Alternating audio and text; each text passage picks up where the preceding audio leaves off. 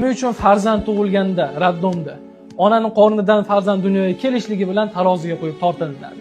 Chaqaloqning vazni o'lchaniladi. Nima uchun? Kimga keragi bor bu vaznni? Kim uchun qiziq bolani necha kilo tug'ilganligi?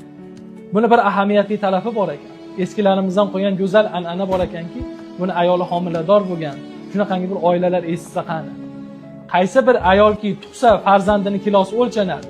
Nima uchun? Chunki onaiki 9 oy vujudida bamisol bir go'shtni ko'tarib yurdi. Farzand go'sht.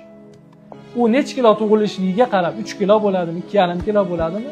Ana shuncha go'shtni iste'mol qilishligi kerak bo'ladi ayol kishi. Erkaklar mana shu joyda hushyor bo'lsinlar. Farzand ko'rdi, necha kilo tug'ildi? 3 kilo. Demak, ayoliga 3 kilo qo'y go'shtini olib yedirsin. Nimaga? Chunki ayol kishi qornidan 3 kilo go'shtni sarfladi, quvvatini sarfladi. Endi uni o'rnini to'ldirib qo'yish kerak. Qarang qanday go'zal. Ayol baquvvat bo'ladi.